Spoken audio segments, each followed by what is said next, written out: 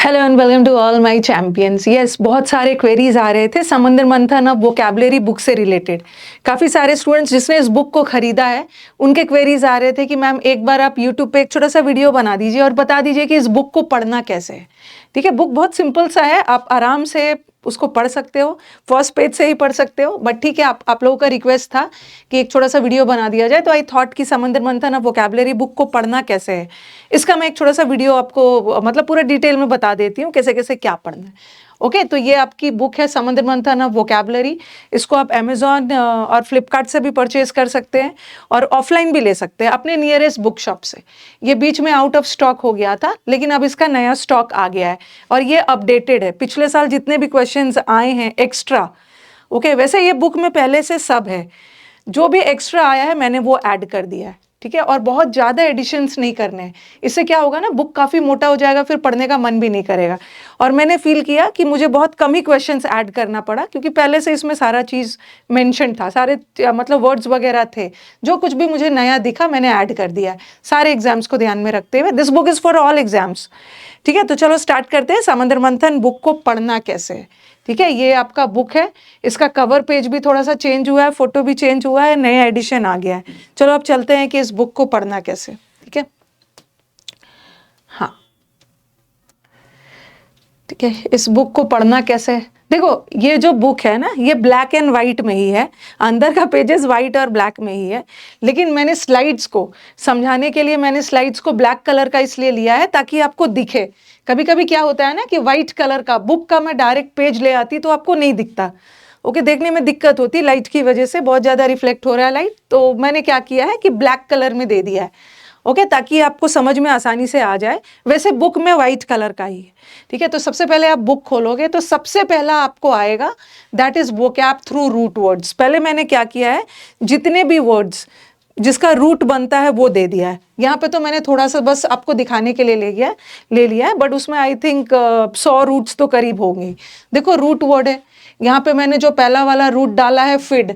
फिड का मतलब होता है भरोसा, तो भरोसा से रिलेटेड जितने वर्ड्स हैं मैंने डाला है। यहाँ भी फिड वर्ड है, यहाँ भी फिड वर्ड है, तो मतलब शुरू में मैंने सारे रूट्स डाले हैं। ठीक है, थोड़ा सा मैंने 5-6 पेजेस ले लिया है, क्योंकि इतना पूरा एक्सप्लेन करना मुश्किल है। फिर मैंने फिड वाला, फिर मैंने लोक वाला वर्ड ले लिया है। रूट वर्ड से करने से क्या होता है कि एक रूट से आपको करीब 15-20 वर्ड एक साथ याद हो जाता है।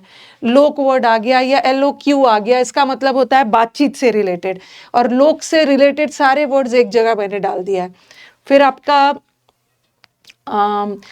लोक हो गया, ठीक है, लोक वर्ड हो गया है। फिर आपका प्लैक से रिलेटेड है, प्लैक का मतलब है किसी को शांत करना, खुश करना, उससे रिलेटेड डाल दिया। तो कहने का मतलब है कि बुक के शुरू में मैंने सारे रूट वर्ड्स डाले। ठीक है, करीब करीब आपको 100 रूट्स मिल जाएगा। बेल वाला है, बेल से रिलेटेड वर्ड सब झगड़ा से रिलेटेड है, तो रूट्स वर्ड बहुत आसान होता है, एक रूट से आप एक बार में बहुत सारे वर्ड्स को कवर कर लोगे। तो ये तो आपका रूट वर्ड्स हो गया। ओके, उसके बाद जो सेकेंड चैप्टर है, फर्स्ट चैप्टर रूट वर्ड्स का है, पहले आप क्या करोगे, सारा लेसन पढ़ोगे, उसके बाद फिर प्रैक्टिस करोगे ना। तो ये बुक की खास बात क्या है कि इसमें लेसन्स के साथ भर भर के प्रैक्टिस भी है। जो वर्ड्स आ सकते हैं वो भी है, जो प्रीवियस ईयर में आया है वो भी है। तो पहले आप रूट वर्ड पढ़ लेना, पहले तो आप सब पढ़ लोगे, उसके बाद प्रैक्टिस करोगे ना। रूट वर्ड के बाद जो सेकेंड चैप्टर है दैट इज होमोनिम्स।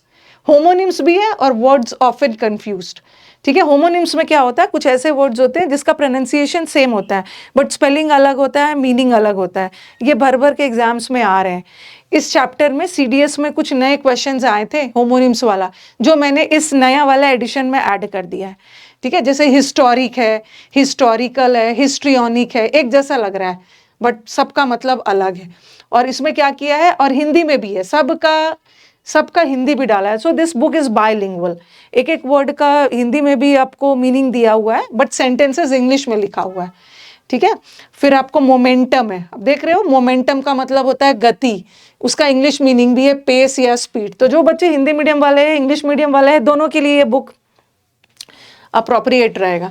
फिर है मोमेंट्री, मोमेंटम का मतलब होता है गति, मोमेंट्री का मतलब होता है क्षणिक, और मोमेंटस का मतलब होता है इंपॉर्टेंट। तीनों का मतलब मैंने बताया है, इंग्लिश में भी हिंदी में भी, और सेंटेंस बना के भी बता दिया है। ठीक है, एमिनेंट का मतलब है प्रसिद्ध, एमिनेंट, सबका हिंदी मतलब भी है, इंग्लिश मतलब भी है, साथ में सेंटेंसेस भी है। ठीक है, देखो यहाँ पे अनइंटरेस्टेड लोग वो होते हैं जो किसी चीज में रुचि नहीं लेते, और डिसइंटरेस्टेड लोग वो होते हैं जो स्वार्थ रहित है। ओके, अनइंटरेस्टेड मतलब रुचिहीन, जो किसी चीज में इंटरेस्ट लेते ही नहीं है, और डिसइंटरेस्टेड मतलब जो इम्पार्शियल होते हैं, भेदभाव पक्षपात नहीं करते। और साथ में मैंने सेंटेंस भी बनवा दिया यहाँ पे, तो आपको सेंटेंस के थ्रू भी समझ में आएगा। तो ये सारे होमोनिम्स है। अभी एग्जाम्स में बहुत सारे होमोनिम्स भी पूछे गए हैं, और जो इस साल आया था 2024 में वो भी ऐड कर दिया गया। तो मतलब ये अपडेटेड है, नए क्वेश्चंस इसमें जितना भी अभी तक एग्जाम हुआ है। और ऐसा नहीं है कि सिर्फ सीजीएल का है, सारे एग्जाम्स का, एनडीए का भी है, सीडीएस का भी है, DSSS भी है, जो भी नया ऐड आया है ऐड कर दिया। तो ये सेकेंड चैप्टर में मैंने पूरा होमोनिम्स डाला है। देख रहे हो, कॉम्प्लीमेंट का मतलब है तारीफ करना, और ये कॉम्प्लीमेंट का मतलब है पूरक। ये कॉम्प्लीमेंट वर्ब भी होता है, नाउन भी होता है। ये कॉम्प्लीमेंट वर्ब और नाउन ये भी दोनों होता है, और सेंटेंस मैंने बना दिया। जुडिशियरी मतलब न्यायपालिका, जुडिशियस का मतलब है विवेकपूर्ण। तो हिंदी इंग्लिश सब है। तो सेकेंड चैप्टर, फर्स्ट चैप्टर आपका रूट वर्ड था, सेकेंड चैप्टर आपका होमोनिम्स था। एकदम सीक्वेंस में अरेंज्ड है, आपको कोई दिक्कत नहीं होगी। आप एकदम फर्स्ट पेज से पढ़ना स्टार्ट करिएगा। ठीक है, तो ये सब आपका होमोनिम्स जा रहा है, बहुत सारे होमोनिम्स है, मैंने सारा नहीं डाला है। उसके बाद आपका क्या है, एग्जाम्स में बार बार पूछे जाने वाले सिनोनिम्स और एंटोनिम्स है। पहले मैंने फर्स्ट चैप्टर में रूट वर्ड, सेकंड चैप्टर में कंफ्यूज वर्ड, फिर उसके बाद है एग्जाम्स में बार बार पूछे जाने वाले सिनोनिम्स और एंटोनिम्स। और मैंने एक वर्ड लिया है, जैसे प्लॉडिट। प्लॉडिट का मतलब होता है तारीफ करना, और तारीफ से रिलेटेड एग्जाम में जितने भी सिनोनिम्स आ सकते हैं वो मैंने इसमें ऐड कर दिया है। उससे क्या होगा ना, आपको 10 जगह एक वर्ड को पढ़ना नहीं पड़ेगा, जैसे एक ही जगह आपका कुडोज, अपलॉज सब हो जाएगा। सिनोनिम्स भी डाला है, ठीक है, उसके बाद एंटोनिम्स भी डाला है, सबका हिंदी मीनिंग भी डाला है। ठीक है, उसके बाद फिर सेकंड वर्ड है। तो ये सारे सिनोनिम्स और एंटोनिम्स है। टर्मोइल, टर्मोइल का मतलब होता है उथल पुथल। उथल पुथल से रिलेटेड, डिसऑर्डर से रिलेटेड एग्जाम में कोई एक ऐसा वर्ड नहीं है जो आ जाए और आपको इस बुक में ना मिले। तो खलबली, हलचल से रिलेटेड मैंने सारा सिनोनिम्स डाला है। हलचल, उसके बाद अमन और शांति से रिलेटेड इसका एंटोनिम है, पूरा डाला है। तो थर्ड चैप्टर में आपका सिनोनिम्स और एंटोनिम्स पूरा डाला हुआ है, और जो एग्जाम्स में बार बार आता है। इस बुक का नाम समुद्र मंथन इसीलिए डाला है, समुद्र मंथन करके इसमें से अमृत निकला हुआ है। वैसे तो आप पूरा डिक्शनरी पढ़ सकते हो, लेकिन आपके लिए पॉसिबल नहीं है, और आपको इतना ज़रूरत भी नहीं है। मेन जो एग्जाम में डाला हुआ है, जो अमृत एग्जाम्स में आता है वही डाला है, ऐसा नहीं है कि पूरा लेके भरा हुआ है इसमें। इसको पढ़ लीजिएगा।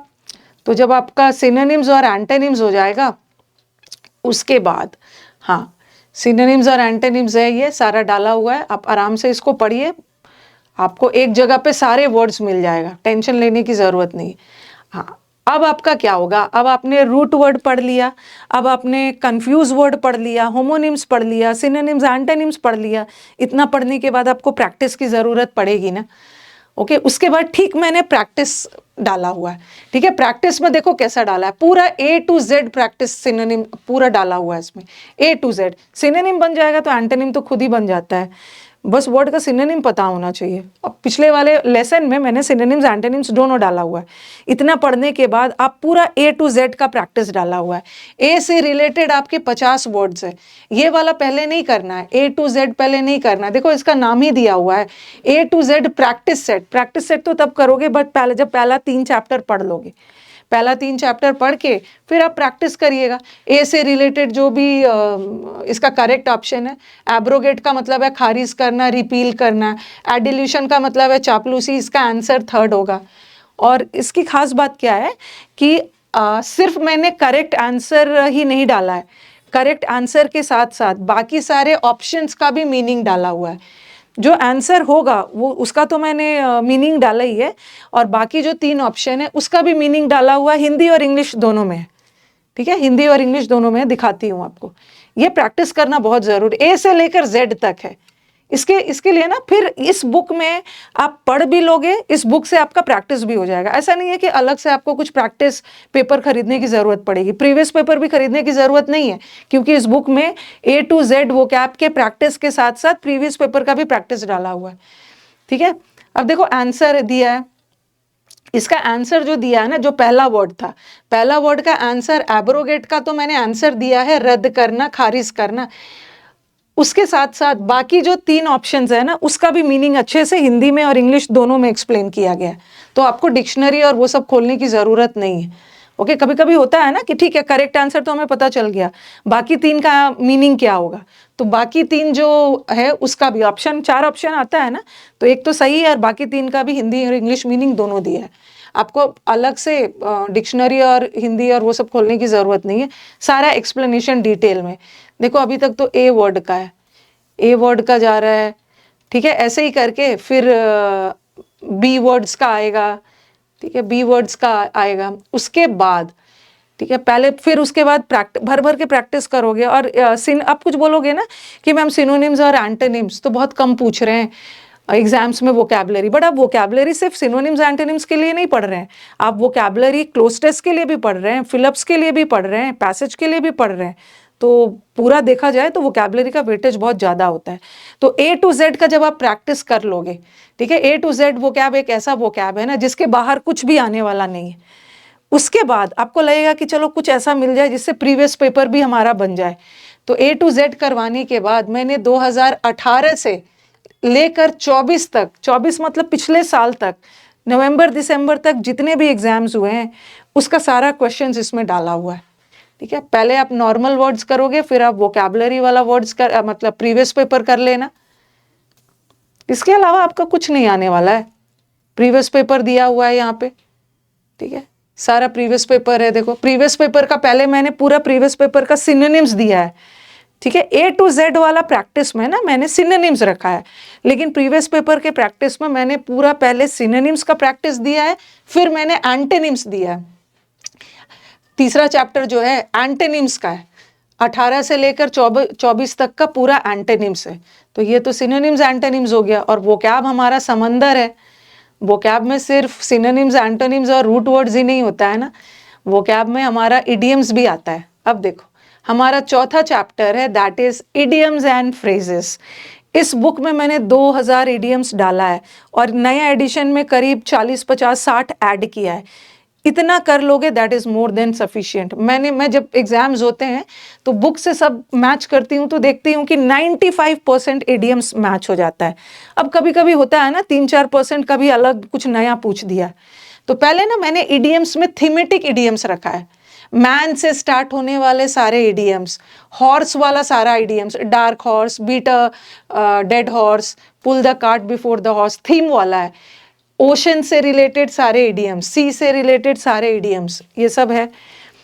फिश से रिलेटेड जो भी इडियम्स इंपॉर्टेंट है जो एग्जाम्स में आता है, big fish, fish in trouble water, fish out of water, पहले थीमेटिक वाला रखा है।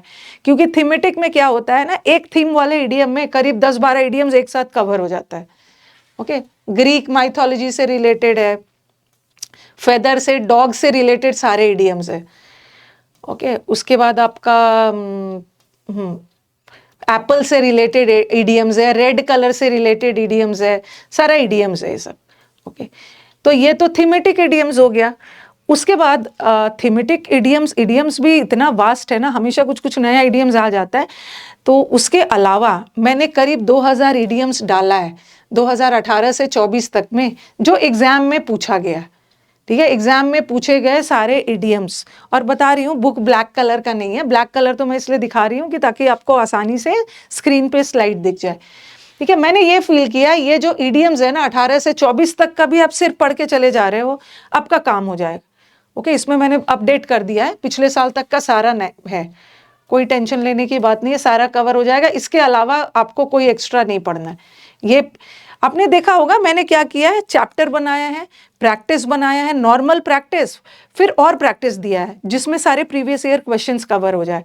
तो मैं अक्सर बोलती हूँ ना, दिस बुक समुद्र मंथन ऑफ वोकैबुलरी का बुक है, this is a deadly combination of lesson, practice plus previous year questions. इसमें प्रीवियस ईयर क्वेश्चंस भी है सारा, थोड़ा थोड़ा दिखा रही हूँ, इसमें तो वैसे बहुत सारा है। फिर इसमें वन वर्ड आ गया, वन वर्ड भी मैंने थीम वाला डाला है। गवर्नमेंट से रिलेटेड जितने वन वर्ड है, ब्यूरोक्रेसी, डेमोक्रेसी, मोनार्की, ये सारे वर्ड्स है, जिससे ना आपका काम आसान हो जाए, एक जगह आपको बहुत सारा वर्ड्स कवर हो जाए। किलिंग से रिलेटेड, डेथ से रिलेटेड, मर्डर से रिलेटेड, सुसाइड, मदर की हत्या को मैट्रिसाइड बोलते हैं, फादर के हत्या को पैट्रिसाइड, ये सब पूरा थीम डाला है। एनुअल, वार्षिक, टाइम से रिलेटेड इडियम्स है। ओके, क्योंकि बच्चों का आ रहा था कि मैम इसको कैसे पढ़ना है। उसके बाद पूरा ये सब इडियम्स है, शादी से रिलेटेड, स्टडी से रिलेटेड, नॉट इडियम्स, ये सारे वन वर्ड है। और उसके बाद मैंने वन वर्ड का प्रैक्टिस भी दिया है प्रीवियस पेपर का। तो आपको इस बुक के बाद कोई कुछ एक्स्ट्रा बुक खरीदने की जरूरत ही नहीं है, यहाँ पर सारा चीज एक जगह पर आपको मिल जाएगा। पहले तो आप सब पढ़ो, उसके बाद हर पढ़ने के बाद, हर लेसन के बाद प्रैक्टिस लगा हुआ है, ये भी हो गया। उसके बाद आपका फेवरेट, हर बच्चों को सबसे परेशान करने वाला, फ्रेजल वर्ब्स। इसमें मैंने फ्रेजल वर्ब भी डाला है। सिनोनिम्स है, एंटोनिम्स है, रूट वर्ड है, होमोनिम्स है, इडियम्स है, वन वर्ड है, मतलब ग्रामर को छोड़ के जितना भी वोकैबुलरी आ सकता है। और फ्रेजल वर्ब में भी वैसे ही किया, बेयर से रिलेटेड सारे फ्रेजल वर्ब्स, हिंदी इंग्लिश सब है, ठीक है। बेयर से रिलेटेड है, फिर आपका ब्रेक से रिलेटेड सारे फ्रेजल वर्ब्स है। सारे फ्रेजल वर्ब्स का सेंटेंस में हिंदी मीनिंग भी दिया हुआ है और साथ साथ फ्रेजल वर्ब का सेंटेंस बना के एक्सप्लेन किया गया है। ओके, फ्रेजल वर्ब्स को सेंटेंस में एक्सप्लेन किया गया है। तो पहले आप इसको करोगे, ठीक है। फ्रेजल वर्ब का लेसन कर लेना, लेसन मतलब याद करना, पढ़ने वाला काम कर लेना कि किसका मीनिंग क्या होता है। ओके, और पढ़ने के बाद फिर आपको ये करना है, प्रैक्टिस करना है, ठीक है। फ्रेजल वर्ब का मुझे हाँ प्रैक्टिस बहुत सारा दिया है, ये देखो आपको दिख रहा होगा, phrasal verbs, practice set on phrasal verbs. और फ्रेजल वर्ब्स का मैंने प्रैक्टिस सारे प्रीवियस पेपर से उठाया है। पहले तो आप लेसन करोगे, उसके बाद पूरा फ्रेजल वर्ब्स पढ़ लेना, ये भी कवर हो गया। उसके बाद उसके बाद आपका फिक्स प्रेपोजिशन आएगा, ठीक है। फिक्स प्रेपोजिशन भी होगा इसमें, ये वाला फिक्स प्रेपोजिशन है। फ्रेजल वर्ब्स जहां से खत्म हुआ होगा ना, ये देखो, ये सब फिक्स प्रेपोजिशन है। तो कोई भी ऐसा चीज नहीं है ना जो छूटा है इसमें। तो ये वाला सारा फिक्स प्रेपोजिशन है, करीब 700 फिक्स प्रेपोजिशन है और सारे एग्जाम्स में बार बार पूछे जाने वाले, अननेसेसरी नहीं डाला हुआ है। एग्जाम में जो बार बार आता है, और बुक का सबसे लास्ट चैप्टर है, that is misspelled, incorrect spelling वाला। अब देखो ये भी ध्यान रखना है, इनकरेक्ट स्पेलिंग में आपके लिए तो पॉसिबल नहीं है ना कि दुनिया का सारा स्पेलिंग रट लो। ओके, दुनिया का सारा स्पेलिंग तो रट नहीं सकते हो, बट एग्जाम्स में जो बार बार पूछा जाता है वही वाला स्पेलिंग्स, ठीक है, वही वाला सारा इसमें स्पेलिंग्स। तो यही मुझे आपको बताना था। ओके, सबका आंसर वगैरह भी दिया हुआ है और स्पेलिंग, नया पैटर्न वाला स्पेलिंग जो है वो भी मैंने इसमें ऐड कर दिया है, ठीक है। तो होपफुली कि आपको क्लियर हो गया होगा कि इस बुक को पढ़ना कैसे, ठीक है। समुद्र मंथन बुक को पढ़ना क्या है, वैसे आप लोगों का डिमांड था, अगर मैं ये वीडियो नहीं भी बनाती ना फिर भी आपको समझ में आ जाता। पहले आपको लेसन पढ़ना है, ठीक है। पहले तो वर्ड्स को पढ़ोगे, रटोगे, उसके बाद ना फिर आप एक्सरसाइजेस बनाओगे, प्रैक्टिस सेट बनाओगे। नॉर्मल प्रैक्टिस सेट है, प्रीवियस पेपर है, क्योंकि बिना प्रीवियस पेपर के हर चीज़ अधूरा है। एसएससी में सारा क्वेश्चंस, मतलब 90-95 क्वेश्चंस प्रीवियस पेपर पे ही होता है। तो प्रीवियस पेपर आपका बन जा रहा है, इसका मतलब है आपका वोकैब एकदम ठीक हो गया है। और ये सब वोकैब आपको क्लोज टेस्ट में भी हेल्प करेगा, पैसेज में भी हेल्प करेगा, और हर एग्जाम्स के लिए, सीडीएस, एनडीए, बैंकिंग, एसएससी का सारा एग्जाम्स, दी ट्रिपल एसबी, और भी जितना एग्जाम्स होते हैं, टीजीटी, पीजीटी, सारे एग्जाम्स के लिए, ठीक है। इस बुक को आप ले सकते हैं। बीच में ये आउट ऑफ स्टॉक हो गया था, लेकिन अब इसका स्टॉक, नया स्टॉक अवेलेबल हो गया है। आप इसको अमेजॉन, फ्लिपकार्ट से भी ऑनलाइन ले सकते हो, या अपने नियरेस्ट बुक शॉप से भी जाके ले सकते हो, ठीक है। तो चलो यही बताना था आप लोगों को। Thank you everyone.